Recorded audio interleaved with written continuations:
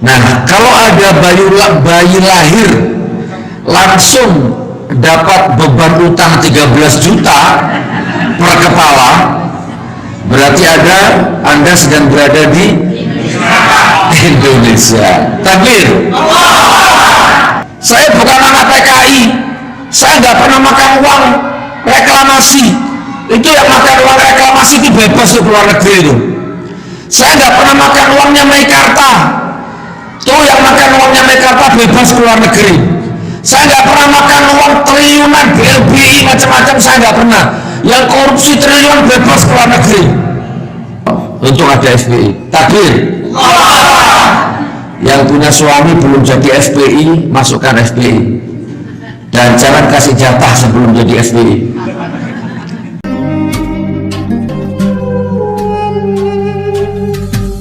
Assalamualaikum warahmatullahi wabarakatuh. Alhamdulillahirabbil alamin, ya Allah, salatu wassalamu ala Rasulillah Sayyidina Muhammad wa ala alihi wa sahbihi ajma'in. Wa qala rabbi shrah li sadri wa yassir li amri wa hlul 'uqdatam min lisani yafqahu qawli. Qala Allah ta'ala fi kitabil karim, a'udzu billahi minasyaitonir rajim. Bismillahirrahmanirrahim. Wa bidhil qurubika alladziina kafaru liyuthbituka aw yaqtuluka aw yukhrijuka wa yamkuruna wa yamkurullah wallahu khairul makirin. Wa qala idzan wa idza aradna an nuhlika qaryatan amarna mutrafiha fafasaqu fiha fahaqqa 'alaiha al-qawlu fadammarnaha tadmira. Wa qala idzan ya ayyuhalladzina amanu taqullaha haqqa tuqatih wa la tamutunna illa wa antum muslimun. Shadaqallahu adzim. Amma ba'du.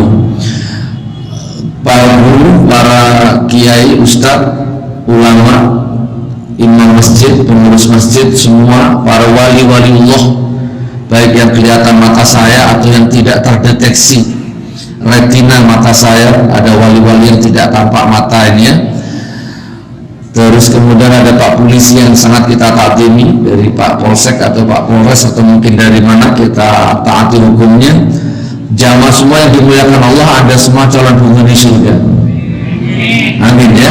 Calon-calon yang hutangnya dilunasi sama Allah. Besar sekali di kursinya. Masya Allah ya. Calon-calon yang mati tidak membawa hutang. Apa kabar saudaraku? Apa kabar mana nih? Ya sudah itu ya. Baik ya. Apa kabar Indonesia? Kok nggak ikhlas jawabnya? Kalau ada bayi baru lahir langsung dapat rumah, itu berarti Anda sedang berada di Qatar. Di Qatar itu kalau ada bayi baru lahir langsung dapat rumah dari pemerintahnya. Kalau ada bayi baru lahir langsung orang tuanya dapat tunjangan, ya, dapat tunjangan sampai 80% itu ya. Itu berarti Anda sedang berada di Swedia. Nah, di Swedia itu kalau ada bayi baru lahir orang tuanya dapat tunjangan 80%. Terus kalau Anda baru lahir ada bayinya yang dapat tunjangan, itu berarti Anda sedang berada di Saudi Arabia. Bahkan mendapat pendidikan gratis sampai sarjana. Terus kalau ada bayi lahir langsung dapat susu formula, bahkan sampai dapat kuliah juga, itu berarti Anda sedang berada di Brunei Darussalam. Nah, kalau ada bayi lahir langsung dapat beban utang 13 juta per kepala, berarti Anda sedang berada di Indonesia. Takbir. Ini kebenaran, ini bukan hoax, dan ini nggak boleh ditutup-tutupi. Sekarang ini susah hidup di Indonesia. Ngomong benar dituduh hoax, ngomong benar ditangkap, ngomong benar jadi tersangka. Saya sudah tersangka ini, sudah tahu belum? Tidak masalah, tersangka di mata manusia, yang penting tidak tersangka di mata Allah. Sekarang ini susah, ngomong agama dibatasi, ngomong politik tidak boleh, ya.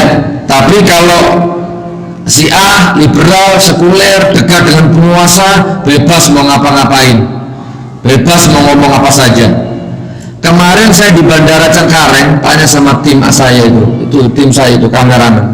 Di Bandara Cengkareng 1B kedatangan, itu ada orang sedang nyambut siapa, mentangkan spanduk besar PDI Perjuangan, ada fotonya Pak Mukidi atau Pak Jainuddin Natsiru, tidak ngerti saya. Itu bebas di bandara. Coba kalau kita yang melakukan itu, Pak Anies Baswedan langsung dipanggil Bawaslu, oh langsung di macam-macam. Sementara kalau yang dekat dengan rezim mau gini, terserah, nggak ada masalah, bebas. Nah, jadi kita hidup di zaman yang aneh, hidup di zaman yang serba susah. Kalau Anda bilang nggak susah, baik-baik saja, berarti Anda kebanyakan nonton Metro TV. Malah ini baik-baik aja kok, oh berarti Anda kebanyakan nonton Metro TV. Atau jangan-jangan Anda kebanyakan makan uang haram, Anda kebanyakan makan uang subhan, sehingga Anda ketutup sesuatu yang namanya ghirah, itu mati akhirnya, tidak bisa lihat kebenaran. Ya nantilah kita bahas kalau ada waktu ya, insya Allah. Takbir. Ini mau ceramah yang panas atau dingin? Panas dingin ya.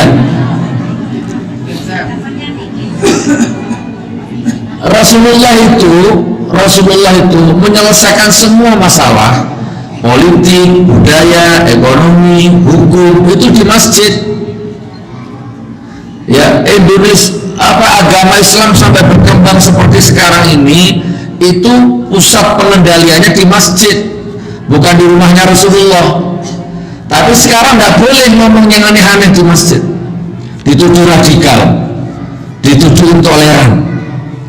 Tapi di sisi lain penguasanya yang dekat sama penguasa boleh bawa pendeta ke masjid.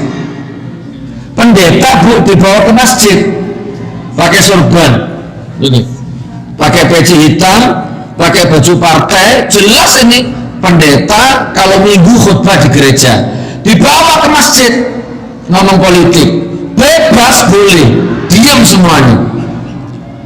Bahkan waktu mau masuk itu disambut, tola'al badru alaina, warbut dan cium tangan.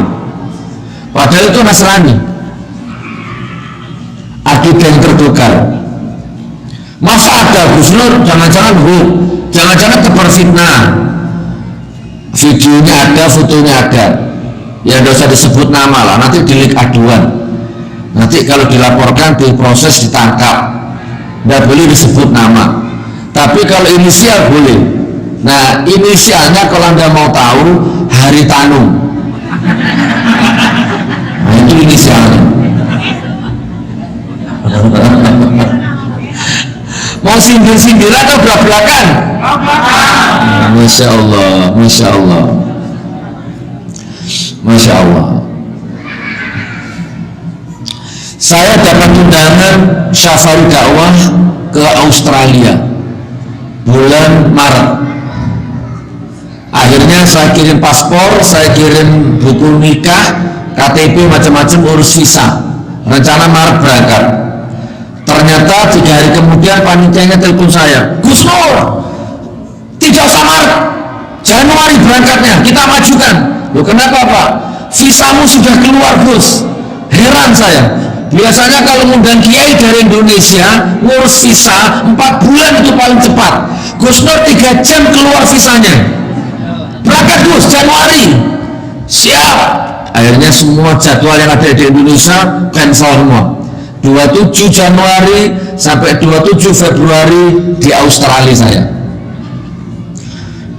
Ternyata ternyata kemarin lusa datang surat ke rumah dari imigrasi, tembusannya Polri, mohon saudara Sugi Nurharja menyerahkan paspornya. Intinya paspor saya ditarik, tidak boleh keluar negeri, dicekal. Apa kalau nggak mau kidi namanya?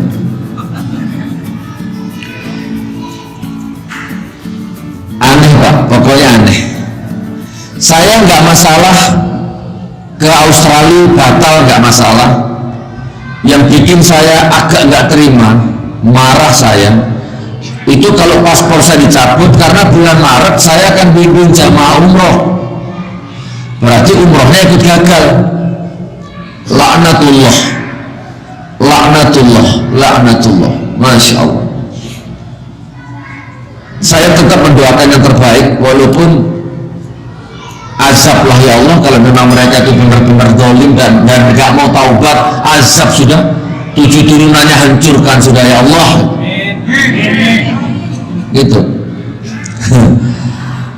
Nah jadi data ini kita lagi proses hukum, lagi proses banding gimana supaya paspor saya itu nggak disita. Saya bukan koruptor, saya bukan musuh negara, saya tidak pernah makan uang EKTP. Yang makan uang EKTP bebas loh. Saya bukan anak PKI, saya nggak pernah makan uang reklamasi. Itu yang makan uang reklamasi itu bebas loh keluar negeri itu. Saya nggak pernah makan uangnya Meikarta.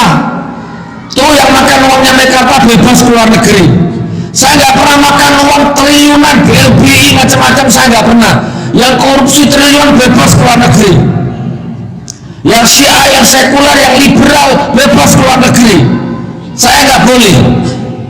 Halo, mana live? Ini live. Laknatullah, laknatullah. Di Hongkong saya sudah di blacklist 3 tahun, tidak boleh masuk Hongkong. Begini loh saudaraku, ini kita mukadimah ya, belum ceramah ya. Ceramahnya nanti lah ya.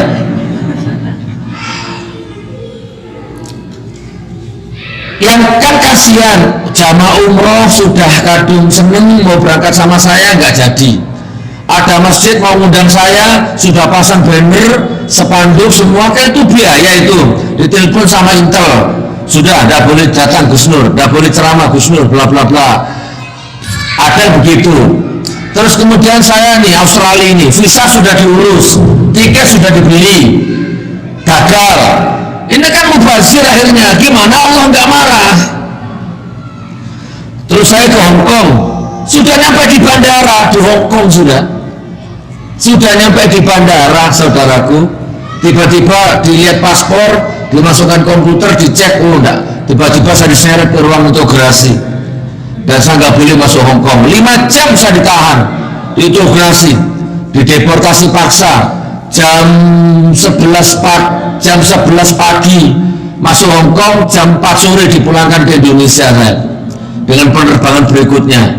Saya tanya, salahku apa? Coba cek komputermu, saya dari tahun 2005 saya sudah masuk Hongkong, nggak pernah ada masalah. Dia jawabnya gini, saya nggak tahu salahmu apa, saya nggak kenal siapa kamu. Yang jelas ada orang di atas saya yang tidak mau kamu masuk ke Hongkong. Orang di atas saya, siapa kira-kira? Masa polsek? Masa camat? Tidak bisa. Siapa? Rezim. Siapa itu rezim? Ya'juj wa Ma'juj. Siapa itu ya? Siapa itu rezim? Dajjal. Siapa itu rezim? Kumpulan orang-orang munafik. Siapa itu rezim? Kumpulan orang-orang yang curang. Siapa saja? Kiai Ma'ruf Amin salah satu contohnya. Ini bukan hibah, ini dakwah, dan ini menyangkut umat, dan ini tokoh. Kalau misalkan antum orang biasa mengeluarkan fatwa yang salah, ya udah. Apalagi kalau dosanya menyangkut pribadi, misalkan antum zina, yang pertama saya akan tutup itu aibnya, paling saya nasihati 4 mata. Yang pertama itu aib karena zina. Yang kedua, dia orang sederhana, orang biasa, nggak usah lah diungkap-ungkap, kasihan. Tapi kalau tokoh, menteri, presiden, ulama beda lagi. Kalau keluar fatwanya itu menyesatkan umat, wajib dibuka namanya, gelarnya, alumninya, alma maternya, semua dijelaskan supaya umat tahu. Itu bukan ghibah, itu bukan fitnah. Contoh Kiai Ma'ruf Amin, Majelis Ulama Indonesia, Kiai Haji Ma'ruf Amin, ulama, kita harus takdim sama beliau. Kalau ketemu cium tangannya karena sudah tua, sudah sepuh. Tapi tanggal 15 Juni 2015 beliau mengeluarkan fatwa resmi, haram hukumnya memilih pemimpin yang ingkar janji. Resmi fatwanya itu. Lah kok diingkari fatwanya sekarang? Padahal sekarang jadi wakilnya. Padahal pemimpin yang sekarang jadi wakilnya itu tiap siang, malam, pagi, sore ingkar janji. Ini bukan fitnah, ini dakwah, menyampaikan kebenaran. Jadi nggak impor. Sebelum jadi marah sama penguasa yang sebelumnya. Apa? Negara sebesar ini beras impor, garam impor, sayur impor, bawang impor, cabai impor. Apa ini? Wah, begitu dia jadi pemimpin, pacul impor. Astagfirullahaladzim. Ini mukadimah, belum ceramah ya. Oke, kesimpulannya kita berada di negara yang aneh. Bahkan kotak suara saja dari kardus. Yang lebih aneh, kotak suaranya dari kardus, gemboknya dari besi. Nah, itu Anda cari di seluruh dunia tidak ada. Semiskin apapun negara itu, Vietnam, Bangladesh, Filipina, Thailand, itu jauh di bawah Indonesia Pak, miskin, tapi kotak suaranya nggak dari kardus. Anda berada di zaman yang aneh. Perbanyak istighfar, perbanyak sholawat, makmurkan masjid. Sewaktu-waktu kalau datang tsunami, Anda diselamatkan sama Allah. Hari ini kita bahas tsunami hari ini. Terus kemudian orang gila boleh milih. Nah, kalau ada orang gila boleh milih, Anda sedang berada di Indonesia berarti. Mantan koruptor boleh milih. Masya Allah. Tanya sama admin saya itu. Saya kalau di bandara itu ketemu orang-orang imigrasi, ketemu orang-orang angkasa pura, itu kalau ketemu saya, Cano, peluk saya, ngabalin, jangkrik, gitu. Orang Jawa bilang itu ngabalin, kan dia jadi anak buahnya ngabalin. Aduh, suruh jemput ngabalin, Gus hati ini pengen rokok sebenarnya. Ya, tapi mau bagaimana lagi? Rata-rata mereka itu hatinya melawan.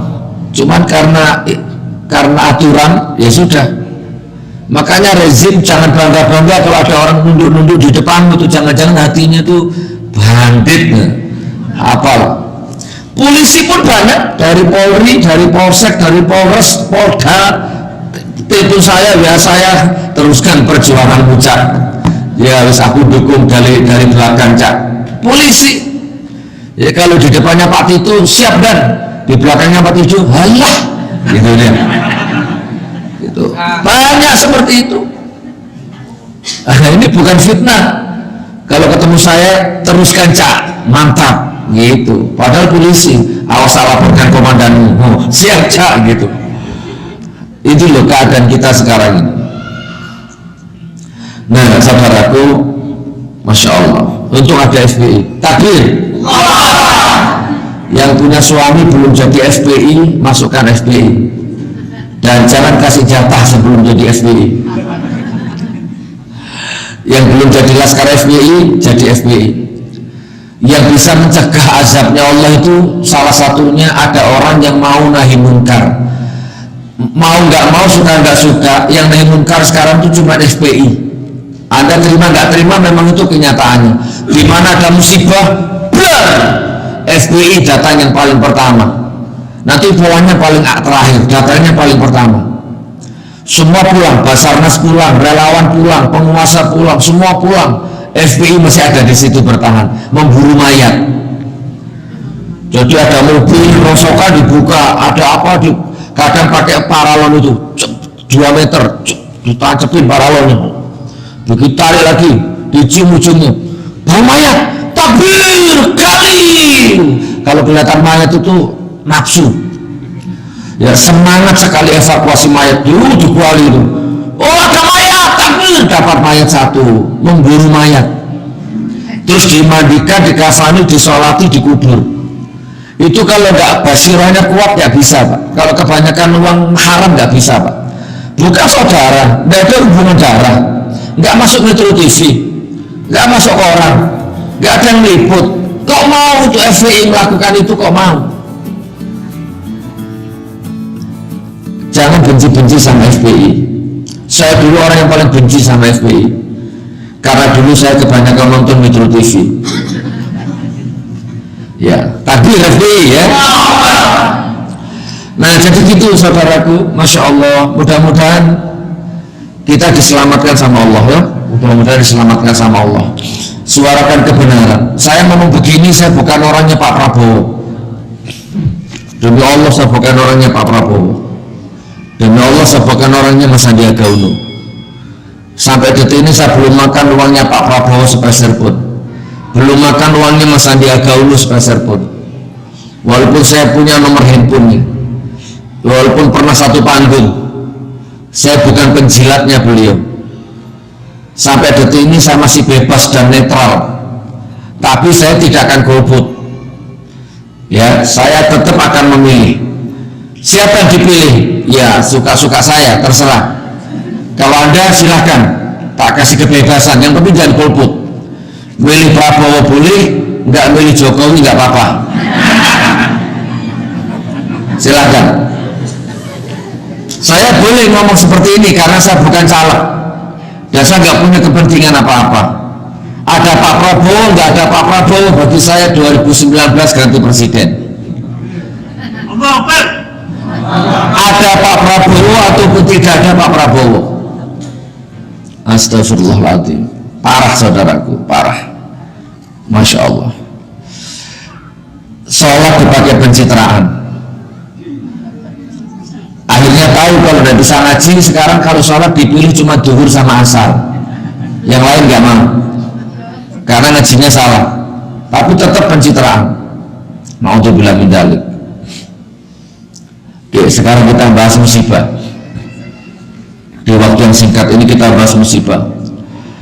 Ini lagu wajib ya, dimana-mana sudah saya ceramahkan ini. Ya memang materinya hanya ini, untuk menyelamatkan Anda dari musibah. Musibah yang terjadi ini bukan karena lempengan patah. Lempengan patah itu hanya hukum syariat. Sedangkan hidup ini ada syariat, ada thariqah, ada hakikat. Ada, nggak cukup hanya lempengan patah, ada sistem. Anda sholat saja, tapi kalau Anda nyakiti orang, tetap Anda masuk neraka. Anda sholat saja dan baik sama orang, tapi kalau nggak sedekah, tetap aja Anda salah. Jadi harus lengkap. Kalau hidup itu, Anda sholat, Anda sedekah, tapi Anda menghibah terus, menggunjing orang terus, Anda tetap akan hancur. Anda sholat, Anda sedekah, Anda puasa, tapi Anda bisnisnya pinjam dari bank, Anda tetap akan bangkrut. Jadi nggak boleh hidup itu separuh-separuh. Lempengan itu hanya satu sisi mata uang Allah untuk menghancurkan negara itu. Tapi kalau Anda kembalikan ke Al-Quran, banyak. Walau anna ahlal qura amanu wa taqaw la fatahna alaihim barakatin minas samai wal ardh. Terus walakin kazzabu fa akhadnahum bima kanu yaksibun. Surat apa itu? Al-A'raf 96. Di paralel ke ayat berikutnya, dhaharal fasadu fil barri wal bahri bima kasabat aydin nas. Kerusakan di bumi, di laut, di mana-mana akibat tangan manusia. Seandainya penduduk bumi ini bertakwa kepadaku, aku turunkan rahmat dari langit, dari bawah, dari mana-mana. Sayangnya penduduknya nggak takwa, maka aku hancurkan itu bumi itu. Ada lagi satu ayat Al-Isra yang paling jelas, Al-Isra ayat 16, tolong dicek. Wa idza aradna an-nuhlika qaryatan amarna mutrafiha fafasaqu fiha fahaqqa 'alaiha al-qawlu fadammarnaha tadmira. Al-Isra 16. Kalau aku akan hancurkan sebuah negeri, maka aku perintahkan orang-orang yang berkuasa di negeri itu, berwenang di negeri itu untuk mentaati perintahku. Tapi sayang, orang-orang yang berkuasa di negeri itu justru mendurhakai ayat-ayatku, mendurhakai perintahku. Maka berlakulah ayatku, berlakulah ketentuanku, aku hancurkan negeri itu sehancur-hancurnya. Hancurnya sebuah negeri itu karena penguasanya, orang-orang kaya yang zalim kepada si miskin, penguasa yang curang kepada rakyatnya. Maka aku hancurkan negeri itu sehancur-hancurnya. Orang yang tidak ikut berbuat zalim ikut jadi korbannya, ikut mati, walaupun nanti dihisab tetap masuk surga. Wattaqu fitnatan la tusibanna alladziina dzalamu minkum khassah wa'lamu annallaha syadidul 'iqab. Surat apa? Al-Anfal ayat 25. Jagalah dirimu dari azabku, dari siksaku, yang itu tidak akan menimpa, tidak khusus orang zalim di sekitarmu. Kamu yang tidak ikut zalim akan kena dampaknya. Jaga dirimu dari itu. Dengan cara apa? Cegah kemungkaran di sekitarmu.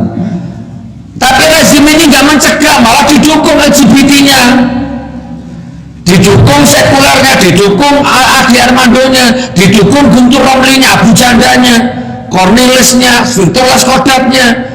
Munafik-munafik dijejal-jejali duit, yang lurus-lurus pikirannya ditangkap-tangkap, dicarikan pasal-pasal. Allah marah.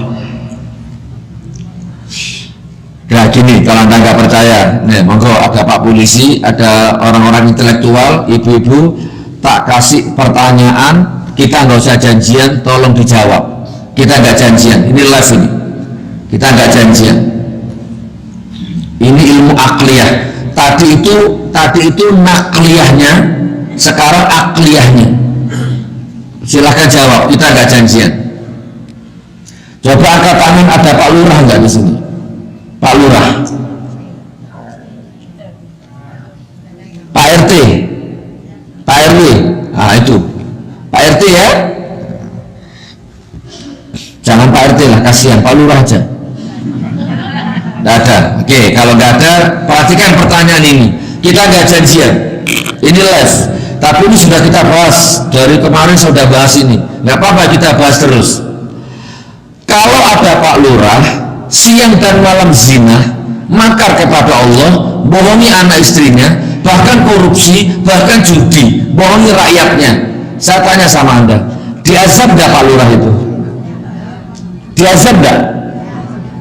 Siang dan malam berzina, membohongi istrinya, membohongi anaknya, membohongi rakyatnya, berjudi, macam-macam itu Pak Lurah itu, diazab dah sama Allah? Diazab, pasti diazab. Kalau nggak percaya silahkan, mulai besok anda zina terusin malam, coba buktikan ayo. Diazab. Ada lurah zina terus, korupsi terus, bohongi rakyatnya terus. Wallah, lurah itu akan diazab sama Allah. Levelnya, bobotnya sekelas lurah. Pertanyaan kedua, anak dan istrinya jadi korban nggak? Jadi korban, walaupun dia ikut zina, walaupun nggak tahu. Minimal pendekatan paling logis, penyakit kelamin. Itu minimal dulu lah, itu pendekatan paling logis. Lama-lama kena penyakit kelamin, atau lama-lama hilang berkahnya, dicabut keberkahannya, lama-lama hilang akal sehatnya, hilang imannya, sehingga dia gagal menjadi pemimpin rumah tangganya.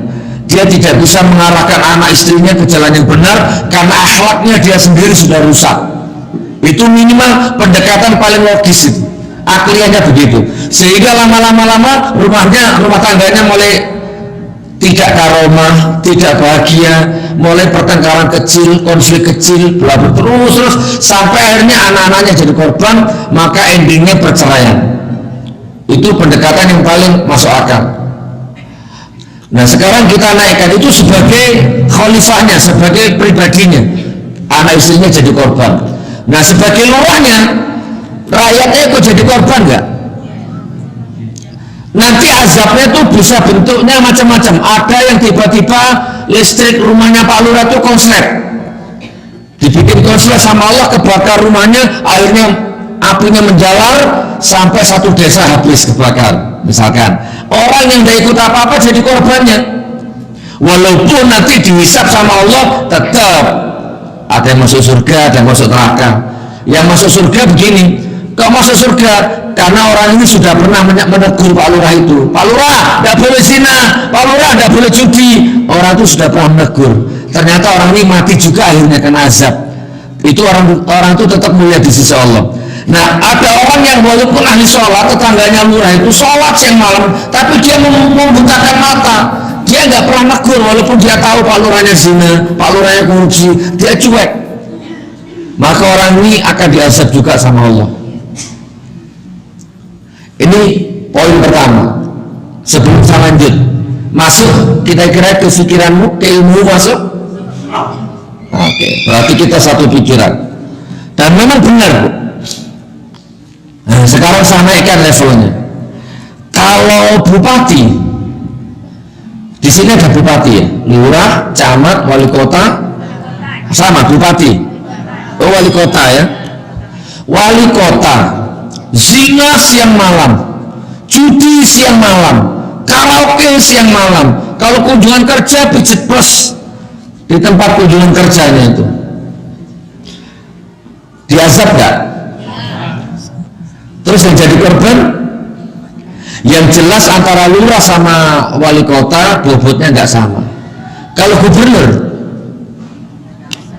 diazab nggak? Yang jadi korban provinsi.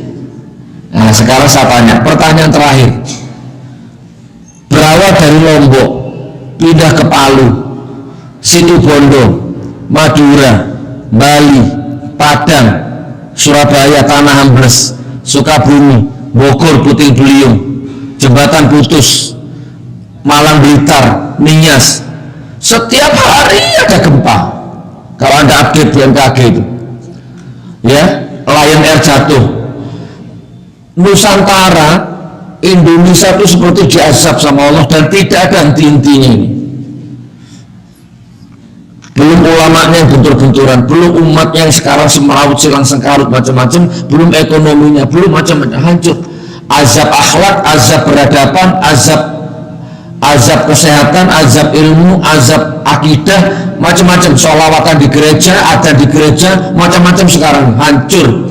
Terutama musibahnya itu tsunami di mana-mana. Saya tanya, ini yang makar siapa kira-kira? Yang makar siapa? Masa camat? Masa lurah? Ada lurah makar terus negara hancur gitu? Enggak. Siapa yang makar?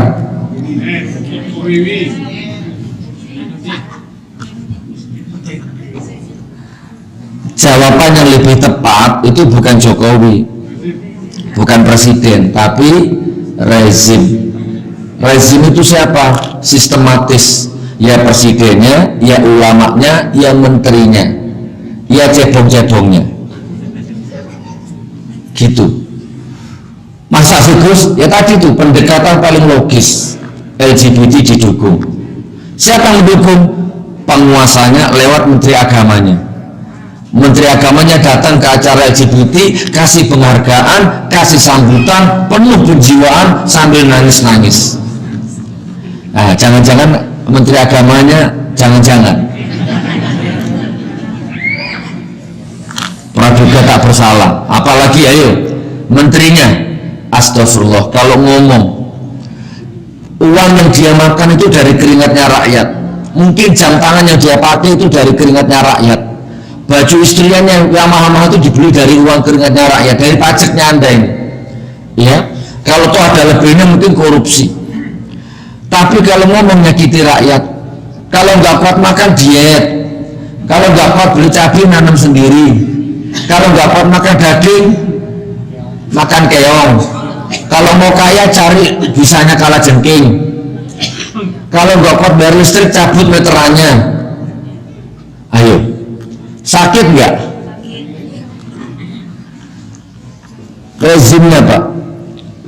Nah, termasuk ulamanya. Sekarang ulamanya itu, astagfirullahaladzim, ayatnya tergantung pesanan, hadisnya tergantung pesanan. Yang penting penguasanya suka. Itu sekarang ulama-ulama penjilat. Di Al-Quran banyak sekali digambarkan ulama-ulama penjilat. Makanya sekarang Bu, ulama itu begini, saya sering ceramah ini. Ulama itu apa? Oke, standar fikih ulama itu harus ilmu agamanya mumpuni, harus hafal Quran, harus hafal hadis dengan sanadnya, syukur-syukur LC, syukur-syukur jebolan Maroko, betul. Tapi ada satu ayat di dalam Al-Quran, surat Al-Fatir ayat 28, nanti boleh Anda cek kalau Anda nggak percaya. Surat Al-Fatir ayat 28, wa minan nasi wad dawabi wal an'ami mukhtalifun alwanuhu kadzalik innama yakhshallaha min ibadihil ulama innallaha azizun ghafur. Asli jelas. Di antara manusia, kata Allah, di antara binatang-binatang, siapa yang takut kepadaku maka dia ulama. Nah coba, ada itu ayatnya itu. Ternyata di mata Allah yang namanya ulama itu, mau manusia mau binatang, yang penting ada takut kepadaku maka dia ulama, kata Allah. Nah sekarang kita balik pakai akliyah, hafal Quran, hafal hadis, tapi nggak takut sama Allah. Ayo, bohongi Allah, bohongi rakyat, bohongi dirinya sendiri. Hafal Quran tapi banyak kasus korupsinya, hafal hadis tapi jilat ke penguasa dolim. Banyak saudaraku. Di sini ada tulisannya ulama gitu. Banyak. Cuman lebih hubur dunia. Daripada hartaku hilang, asetku hilang, bisnisku hancur, lebih baik merapat ke penguasa. Banyak. Siapa namanya? Nah, pikir sendiri. Gitu loh saudaraku. Nah, jadi musibahnya karena makarnya rezim ini. Oke, tak kasih pendekatan yang paling logis. Satu aja pendekatan. Palu dihantam tsunami. Wah, saya kesana sama admin. Bapak Ibu, masih ada ribuan mayat belum dievakuasi itu. Wallahi, ribuan mayat belum selesai dievakuasi. Ribuan orang kelaparan, ribuan orang kehilangan tempat tinggal, ribuan orang belum makan, ribuan orang belum sholat di Palu itu. Belum selesai. Ternyata rezimnya sudah pestapora di Bali dengan rentenir dunia, Bank IMF. Kalau Anda lihat pakai kacamata ekonomi, mata dunia ya nggak masalah. Tapi kalau Anda lihat pakai kacamata Al-Quran, haram hukumnya seorang pemimpin makan enak, tidur enak, sementara ada rakyatnya yang kelaparan. Itu jelas hukumnya. Kok bisa? Saya orang Palu Bapak Ibu, saya orang Palu, saya punya pesantren di Palu. Hancur muntah, kok bisa makan enak di Bali? Astagfirullahaladzim, la haula wala quwata. Nah makanya begini, musibahnya di mana-mana. Mudah-mudahan Anda dihindarkan sama Allah.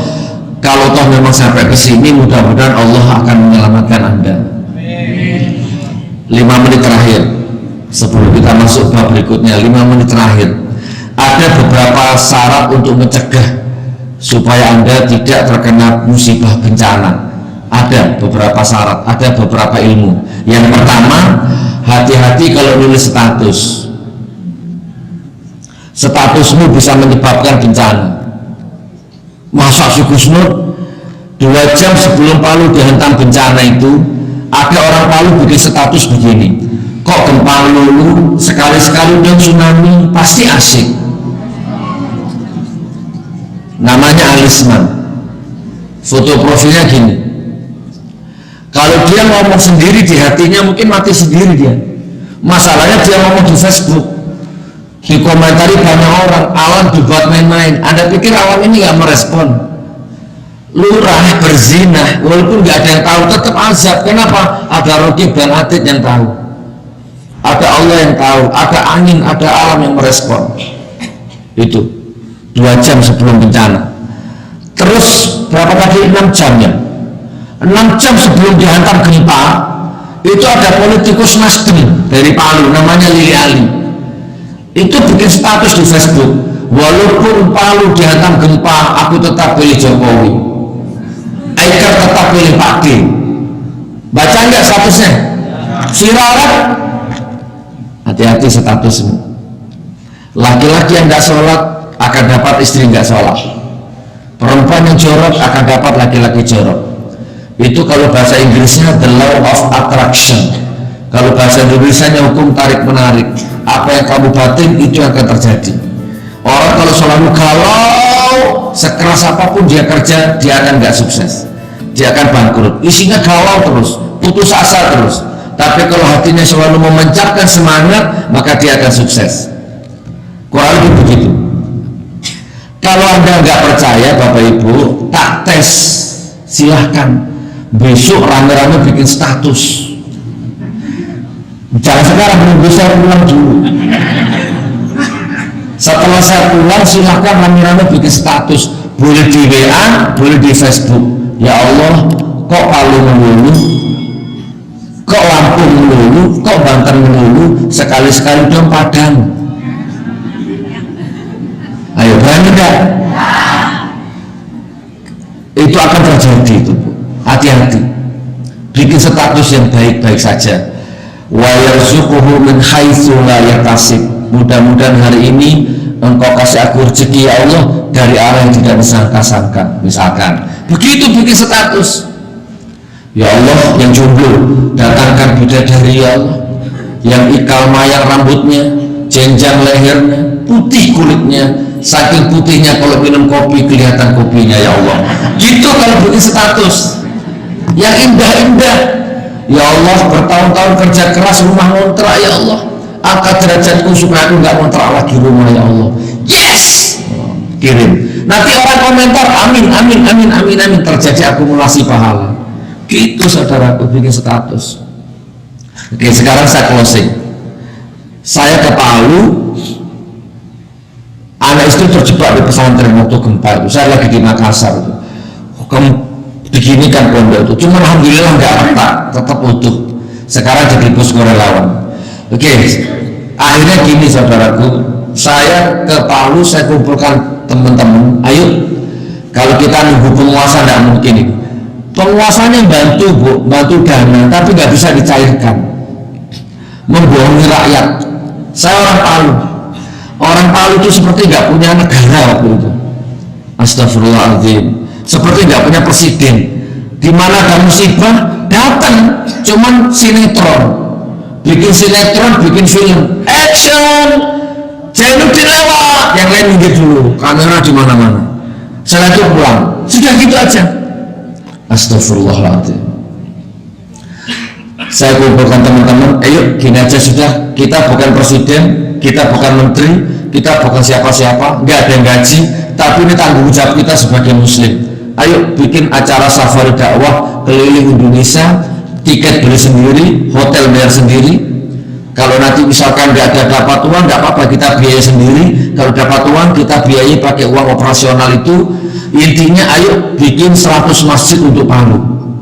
Akhirnya saya share, Gus Nur manajemen punya program safari dakwah 100 masjid untuk Palu. Kirim. Ternyata bersambut, sini. Akhirnya ke Medan, termasuk Padang sini, Pekanbaru, keliling ini sudah 3 bulan non-stop saya ini. Cari dana untuk bangun 100 masjid di Palu. Alhamdulillah sudah 15 masjid saya bangun di Palu. Mulai renovasi sampai bangun total. Ternyata berkembang. Banten minta kemarin waktu kena bencana, Gus tolong Banten. Akhirnya saya kirim tim ke Banten. Nah, itu yang saya kirim tuh. Berdiri Mas, nah itu orangnya, itu tim. Saya kirim ke Banten. Berapa orang kemarin ke Banten? Cak Roto? 12 orang saya kirim ke Banten untuk asesmen, cari titik-titik yang akan dibangun masjid. Alhamdulillah 4 titik kita temukan. minggu ini kita eksekusi. Tapi tidak masuk Metro TV. Jadi Anda jangan cari di Metro TV, tidak ada. Terus kemudian Bogor kemarin kena puting beliung, ada satu madrasah hancur, telepon kami, tolong kesini Gus Nur, kita kirim ke sana. Kita buang RAB, sudah muncul RAB-nya. Minggu ini kita eksekusi, kita bangun itu madrasahnya itu. Nah, doakan saya ini muter terus ini saya. Doakan, mudah-mudahan istiqomah ya. Nah makanya ayo, yang rumahnya masih ngontrak, yang belum dapat jodoh, yang sakit gak sembuh-sembuh, yang hari ini Anda punya masalah berat sekali, Anda sudah gak mampu, ayo hari ini tajak sedekah. Uangnya dipakai bangun masjid di Palu sama di Banten. Anda akan dikasih rumah sama Allah, Anda akan diangkat derajatnya sama Allah. Nah, sedekahnya kita buat luar biasa, lain daripada yang lain. Jadi caranya gini, uangnya itu digenggam dulu tangan kanan seperti ini, digenggam tangan kanan begini. Tak kasih contoh. Setelah itu tak kasih waktu 3 menit untuk Anda niat, khusyuk niat, ya Allah mudah-mudahan sedekah ini, nah, apa kira-kira niatnya apa? Tergantung orangnya masing-masing. Misalkan ini contohnya, ya Allah mudah-mudahan dengan sedekah ini jadikan anak cucuku penghafal Quran, umpamanya. Ya Allah dengan sedekah ini tolong ya Allah anak cucuku, garis keturunanku ada yang satu jadi ulama besar ya Allah, tolong ya Allah jadikan ulama besar di garis keturunanku ya Allah, umpama. Ya Allah apa, lunaskan utang-utangku ya Allah, ini kan wajah-wajah utang semua nih kayaknya ya, lunaskan utang-utang, terserah niatmu apa gitu, paham ya? Nah saya akan baca sholawat asdil, sholawat kedoliman.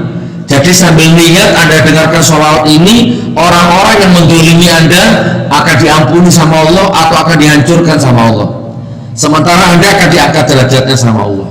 Ayo sekarang siapkan sedekahnya, boleh 10 juta, boleh 10 miliar, boleh 100 juta, boleh niat saja. Kalau belum punya uang, Gus gak bawa uang, niat saja, gak usah uang. Boleh 5.000, boleh 2.000. Tapi kalau utangnya di atas 10 juta jangan 2.000, sedekahnya gak nyambung. Tangan kanan begini. Sebentar, saya bacakan doa dulu. Sudah? Bismillah tawakkal ala Allah la haula wala quwata illa billahil aliyil azim. Oke, siap ya. Terus diputar pakai apa? Kotak atau ini? Ada kotaknya, ada enggak? Disiapkan dulu kotaknya yang mau diputar supaya nanti tidak simpang siur. Kalau kurang nanti kita pakai sorban. Sorbannya juga kayak ini salah aja nanti ini. Buat tambah-tambah. Bismillah. Sudah disiapkan?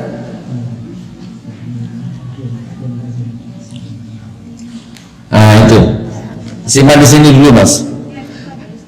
Hari ini jangan diputar dulu ya, jangan diputar dulu. Didoakan dulu, berdoa dulu. Hari ini Anda akan dapat 2 pahala sekaligus. Yang pertama, pahala sedekahmu, sedekah Anda itu langsung diganti 700 kali lipat sama Allah sesuai janji Allah dalam Al-Quran. Sebentar ya, jangan diputar dulu, sebentar. Kita berdoa dulu. Yang kedua, nanti setelah uangnya berkumpul dihitung, langsung diumumkan dapat sekian, itu Anda mendengarkan. Nah kesaksiannya Anda akan dicatat juga sama Allah, diakumulasi 700 kali lipat, baru menyaksikan saja, dan itu tidak akan putus-putus sampai kapanpun pahalanya itu. Masya Allah ya. Ayo kita mulai sekarang. Genggam tangan kanan. Saya kasih waktu 3 menit. Oke, handphonenya di silent ya, supaya kalau ada telepon masuk nggak usah diangkat. Ini penting ini. Ya Allah, dengarkan niat saudara-saudaraku ini ya Allah. Oke, kita mulai. Silahkan niat dalam hatinya masing-masing. Saya akan baca sholawat, dengarkan sholawat ini. Allahumma sholli ala sayyidina Muhammad wa ashghili zalimin bizalimin. Allahumma sholli ala سيدنا محمد وأشغل الظالمين بالظالمين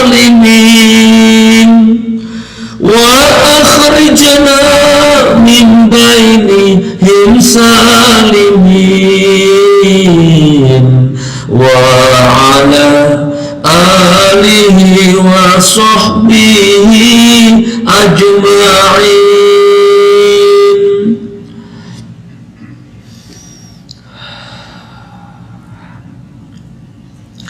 Ya Allah, titipkan kepada kami rumah tangga sakinah mawaddah warahmah.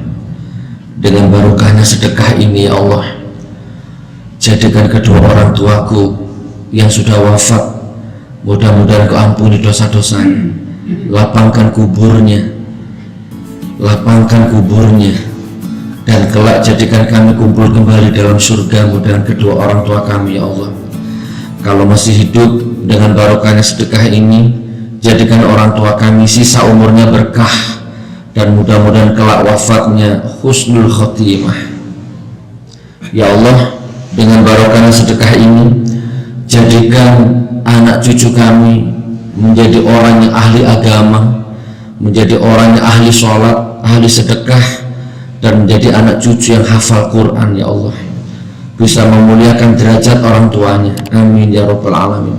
Ya Allah, lancarkan penghasilan kami, barokahkan pekerjaan kami, lunaskan hutang-hutang kami, angkat derajat kami, hindarkan kami dari mati pembunuhan, mati kecelakaan, mati bencana alam, mati ditabrak orang, mati dibunuh orang, mati kebakaran, mati dibegal orang, dan semua bentuk mati yang su'ul khotimah. Tolong hindarkan dari keluarga kami ya Allah, jadikan kami kelak wafatnya husnul khotimah.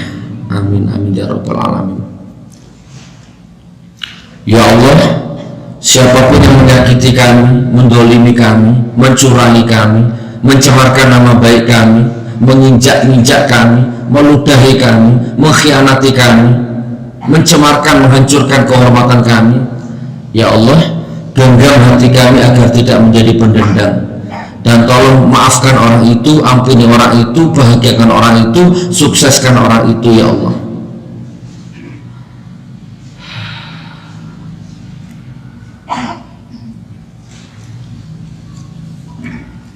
Silahkan niat dalam hatinya terus, silahkan.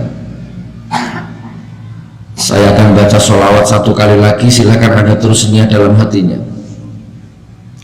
Sholatullah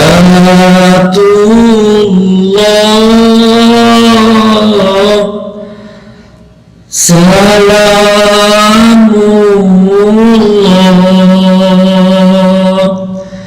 ala Taha Rasulillah.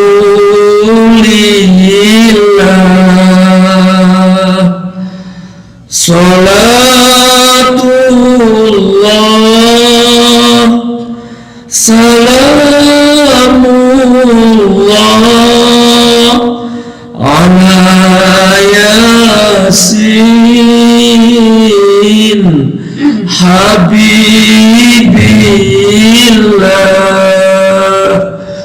Tirukan saya. Bismillahirrahmanirrahim. Rabbil firli warhamni wajburni warfa'ni warzuqni wahdini wa'afini wa'fu anni. Amin. Mulai besok kalau mau sedekah baca doa itu sebelum sedekah. Itu doa dibaca kalau duduk di antara dua sujud, baru disedekahkan uangnya. Bismillah, niatmu, niat Anda sudah diangkat, diterima sama Allah. Ditunggu 3 hari, ditunggu 1 minggu, Allah akan turunkan keajaiban yang jauh di luar akalnya Anda, yang seumur-umur Anda belum pernah merasakannya, insya Allah. Amin ya. Oke, silahkan diputar saudaraku ya, silahkan sekarang boleh diputar, insya Allah. Langsung 700 kali lipat. Nah, agak cepat, langsung dihitung, langsung diumumkan.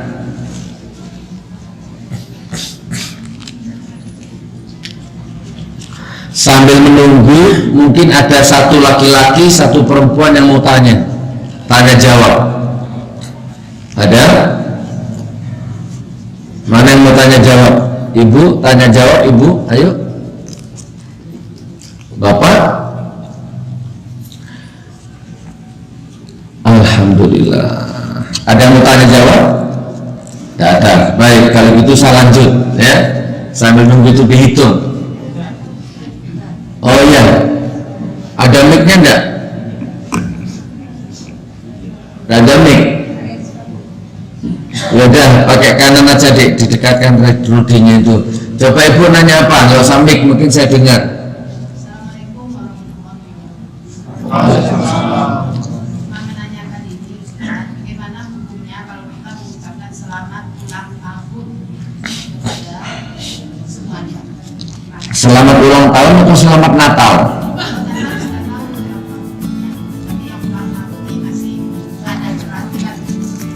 Begini, saya jawab yang paling saklek atau yang paling fikih ya.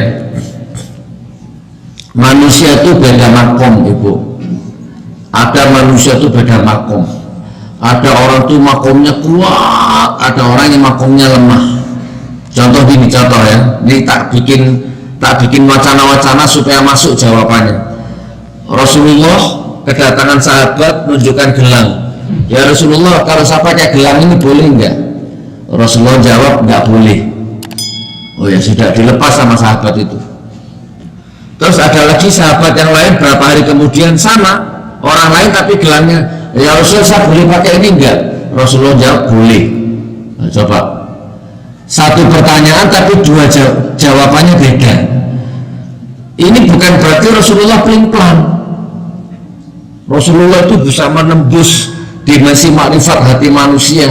Mungkin yang bertanya pertama tadi di mata Rasulullah imannya masih lemah, mungkin nggak boleh, karena Rasulullah tahu kalau sampai ini pakai gelang itu jangan-jangan orangnya akan menggantungkan nasibnya percaya sama gelang itu, maka dilarang sama Rasulullah. Nggak boleh, imannya belum waktunya gitu ya. Ada lagi yang satunya kok boleh, karena di mata Rasulullah orang ini sudah kuat imannya, tidak akan tergelincir gitu ya. Saya tanya bu, anjing itu haram apa halal? Najis ya. Tapi ada kiai besar di Jawa Timur pelihara anjing, gede. Nah, makanya kalau ngaji itu jangan sebatas syariat, torikohnya coba aja kapan-kapan dipelajari. Saya tapain di rumahnya Pak Kiai, nggak cocok saya. Pak Kiai, coba kasih dalil mana yang boleh menghalalkan anjing. Di mana-mana anjing itu haram. Kayaknya jadi ada rumahnya dia, anjingnya di pojok sana itu. Kayaknya nanya gini ke saya, Gus, yang haram itu apanya? Ya semua, ya bulunya, liurnya, saya bilang gitu. Ya sudah, yang penting saya nggak kena liurnya kan aman, beres. Itu jawaban dia. Ini liurnya anjing, hukumnya apa? Haram kalau syariat. Tapi kalau nggak diapa-apain, itu liurnya aku di sini, apa hukumnya? Ya nggak ada hukumnya, udah ngapa-ngapain. Haram najis kalau kesentuh, kalau kecampur minuman baru jatuh hukum. Itu liurnya, saya di sini, maka nggak ada hukum. Nah, kurang lebih seperti itu. Ada satu hadis yang mengatakan barang siapa menyerupai satu kaum maka dia sama dengan kaum itu. Itu biasanya hadis yang dipakai untuk mengharam-haramkan Natal, mengharam-haramkan ulang tahun gitu kan. Itu hadis nggak salah karena nggak ada syariat yang salah. Nah, contohnya saya, mohon maaf ini saya ya guys, sebelum masuk ke saya, Sayyidina Ali itu kakinya pernah tertas kena anak panah itu, mata kakinya sampai tembus. Sayyidina Ali itu, coba matanya, kakinya tuh ketembus panah, itu harus dicabut, itu sakitnya minta ampun. Nah akhirnya Sayyidina Ali menawarkan begini, nanti ajalah dicabut kalau saya lagi sholat. Begitu Sayyidina Ali sholat, Allahu Akbar, dilakukan operasi sama sahabatnya, dicabut, diobati, dan nggak terasa. Begitu salam selesai, ternyata panahnya sudah kecabut. Sayyidina Ali itu makomnya sampai segitu. Kalau sudah sholat bisa mati rasa, bisa mati jiwa. nyambung kepada Allah. Anda nggak di sini sholatnya seperti itu makomnya? Sama, misalkan kalau saya berani mengucapkan selamat Natal saya berani, tapi saya nggak ngajurkan orang lain. Kalau orang lain saya haramkan, jangan. Tapi kalau saya berani, bukan berarti saya syirik, karena saya bisa menghandle hati saya. Selamat atas kelahiran Isa sebagai Nabi. Terus orang Kristen, loh, bukan sebagai Yesus, enggak, sebagai Nabi. Itu keyakinanku. Saya berani pakai bajunya pastor, dan saya beri jamin bahwa hatiku tidak akan jadi pastor. Berani saya. Kalau Anda jangan, karena saya punya basirah. Kalau saya berada di tengah-tengah kambing, saya tidak akan berubah jadi kambing. Aku ya aku. Nah, itu namanya makom. Saya berani mengucapkan selamat ulang tahun, mudah-mudahan panjang umur. Berani saya. Tapi kalau Anda jangan, lain makom. Nah, tapi kalau dari segi bahasa, sebenarnya mengucapkan selamat ulang tahun itu kalau dari segi bahasa tidak apa-apa. Selamat ulang tahun, mudah-mudahan panjang umur. Yang tidak boleh itu selamat Natal. Kalau ulang tahun kan hanya mengucapkan kelahirannya ibu, bu, selamat ulang tahun ya bu, lahirnya hari Senin, sekarang ulang tahun, mudah-mudahan panjang umur. Nggak ada hubungannya sama Natal, nggak ada hubungannya sama Yesus, nggak ada hubungannya sama kita. Ini hablum minan nas. Cuma kalau kembali ke hadis tadi, barang siapa menyerupai satu kaum, maka dia bagian dari kaum itu. Ya, kalau bisa dihindari. Kan nggak ada tradisi ulang tahun dalam Islam. Dan saya nggak hafal anakku itu lahir tahun berapa, tanggal berapa, nggak ada yang saya hafal satupun. Yang hafal mamanya. Umur berapa anaknya Gus? Nggak tahu umur berapa, tanya ke mamanya itu. Karena saya nggak punya tradisi ulang tahun. Nah, jadi ini perlu saya jelaskan supaya Anda juga jangan terlalu kolot nanti jadi orang. Kalau sudah menyangkut hablum minan nas gitu ya. Apalagi kalau selamat Natal itu fatal, tidak boleh diganti. Jadi kalau ada orang Kristen, assalamualaikum, atau gini, selamat ya lakum dinukum waliyadin, ya gitu. Kalau gitu boleh. Agamamu, agamaku, itu wilayah agama. Asbabun nuzulnya jelas. Oke, sambil nunggu dihitung ya. Asbabun nuzulnya jelas. Tapi agak panjang dikit ini, 2 menit. Rasulullah ditawari harta tahta wanita. Muhammad, hentikan dakwahmu ini sesat. Sudah minta harta, minta tahta, minta wanita, kamu akan jadi orang paling kaya se-Arab. Kamu akan punya istri paling cantik se-Arab. Kamu akan punya jadi orang paling tinggi se-Jazirah Arab. Yang penting jangan dakwah Islam, hentikan dakwahmu. Rasulullah menjawab, jangankan harta tahta wanita, matahari di tangan kananku, rembulan tangan kiriku, aku tidak bisa menghentikan dakwah ini. Gitu kata Rasulullah. Ditawari harta tahta wanita nggak mau, baru ditawari toleransi. Ya sudah gini Muhammad, kalau memang kamu nggak butuh harta, nggak butuh tahta, nggak butuh wanita, gimana kalau toleransi? 1 tahun kamu ikut ibadahku, 1 tahun aku ikut ibadahmu. Yang penting Arab ini aman, yang penting Jazirah Arab aman. Ini gara-gara agama Islam ini jadi konflik terus. Udah kita toleransi. Nah, Rasulullah diem. Nggak bisa jawab. Diajak toleransi itu nggak bisa jawab. Nah, waktu diem itulah turun ayat. Qul ya ayyuhal kafirun. Muhammad katakan kepada mereka, Qul ya ayyuhal kafirun la a'budu ma ta'budun wa la antum a'buduna ma a'bud. Nah, ayat ini ditutup lakum dinukum waliyadin, untuk agamamu, untuk agamaku. Jadi kalau toleransi itu sudah jelas sebenarnya, cuma sekarang tidak ada ayat ini sudah. Sekarang itu ada di gereja, sholawatan di gereja, peringatan Maulid Nabi Muhammad SAW isinya dangdut campur sari tali utang. Itu ada videonya itu. Sekarang tidak jelas, lakum dinukumnya tidak jelas. Siapa itu Islam Nusantara? Makanya jangan sampai masuk ke sini Islam Nusantara itu. Campur aduk tidak karu-karuan. Jadi gini, kalau ada tetanggamu Kristen pinjam uang, tidak punya uang, kasih. Itu toleransi. Kalau tetanggamu Nasrani nggak punya mobil, kasih. Bahkan kalau ada tetanggamu Nasrani nggak punya rumah numpang tidur, kasih. Minta makan, kasih. Selama masih hablum minan nas. Tapi kalau sudah selamat Natal, haleluya, sudah sampai begitu-begitu, astagfirullah, naudzubillah min dzalik, itu nggak boleh. Tegas. Rumahnya orang Nasrani bikin misa, bikin pohon-pohon apa itu, cemara itu ya, pakai baju sinterklas. Ibu sini ibu mampir. Oh maaf, lakum dinukum waliyadin. Itu jawabannya. Jadi kalau disuruh pakai topi sinterklas, oh maaf, lakum dinukum waliyadin. Dikasih angpau, kok kelihatannya tipis, oh maaf, lakum dinukum waliyadin. Kok kelihatannya tebal, sebentar tak carikan dalil yang lain dulu ya. Nggak boleh ya. Gitu Bu ya, saran saya Anda jangan ucapkan selamat ulang tahun, dan nggak usah bikin acara ulang tahun, nggak usah. Tapi kalau ada tetangga muslim, orang muslim yang masih masih bikin ulang tahun, kalau itu muslim, kalau itu hanya anaknya, kelahiran anaknya, bukan kelahirannya Isa. Selamat ulang tahun, mudah-mudahan anaknya berkah ilmunya, berkah rezekinya. Nanti setelah ulang tahunnya selesai, lain hari baru datangi.